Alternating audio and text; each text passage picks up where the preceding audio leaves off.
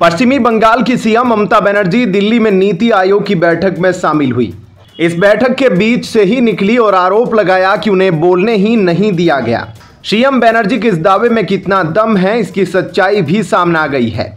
Press सूचना bureau PIB fact check के मुताबिक इस दावे में बिल्कुल सच्चाई नहीं है और भ्रामक है। उनके बोलने का समय खत्म हो चुका था और इसे मार्क करने के लिए बेल भी नहीं बजाई गई थी। अल्फाबेटिकली ममता बनर्जी का नंबर लंच टाइम के बाद आना था, लेकिन पश्चिमी बंगाल सरकार के आधिकारिक अनुरोध पर उन्हें 7वें स्पीकर के रूप में शामिल किया गया, क्योंकि उन्हें जल्दी लौटना था। अब इस मामले में पश्चिमी बंगाल कांग्रेस अध्यक्ष और हाल ही में TMC उम्मीदवार यूसुफ पठान से हार झेलने वाले अधीर रंजन चौधरी ने ममता बनर्जी पर जोरदार हमला बोला है। अधीर ने कहा कि ममता बनर्जी झूठ बोल रही है। उन्होंने ममता बनर्जी के दावे को स्क्रिप्टेड करार दिया। इस बीच उन्होंने राष्ट्रपति द्रौपदी मुर्मू को पत्र भी लिखा है। उन्होंने पत्र में कहा है कि ममता बनर्जी दिल्ली में तो संत बन जाती है, लेकिन वो पश्चिमी बंगाल में शैतान बन जाती है। इस बीच राष्ट्रपति द्रौपदी मुर्मू को लिखे पत्र में उन्होंने पश्चिमी बंगाल में राजनीतिक हिंसा का मुद्दा उठाया है।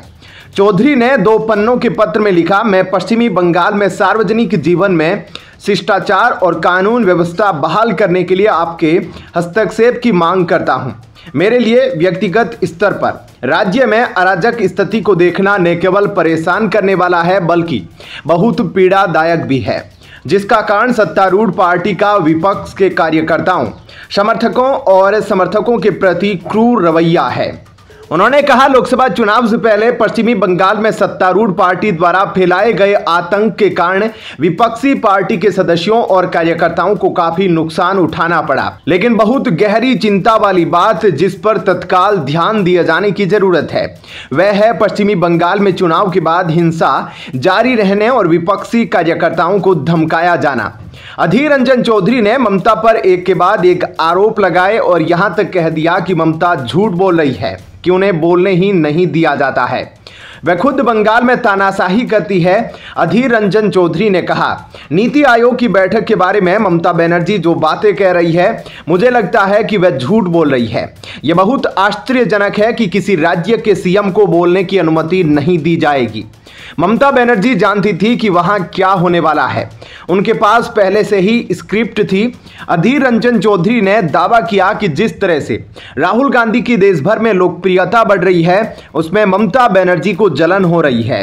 इतना ही नहीं, अधीर ने यह भी कहा कि चुनाव हो या न हो, बंगाल में जिस तरह की अराजकता का सामना करना पड़ रहा है, नगर निगम चुनाव में हमें वोट देने का मौका नहीं मिला, जबरदस्ती चुनाव जीतते हैं। लोकसभा चुनाव के दौरान वहां केंद्र द्वारा सुरक्षा बल तैनात किए गए थे, इसलिए कुछ स्थानों पर मतदान शांतिपूर्ण ढंग से हुआ, लेकिन हम निश्चित रूप से यह नहीं कह सकते कि सभी जगह मतदान शांतिपूर्ण ढंग से हुआ।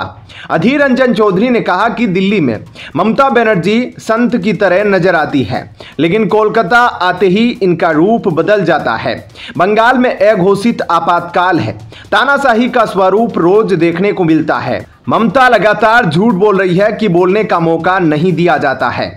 खैर, आपका इस खबर को लेकर क्या कुछ कहना है, कमेंट सेक्शन में अपनी राय जरूर बताएं। धन्यवाद। जय हिंद।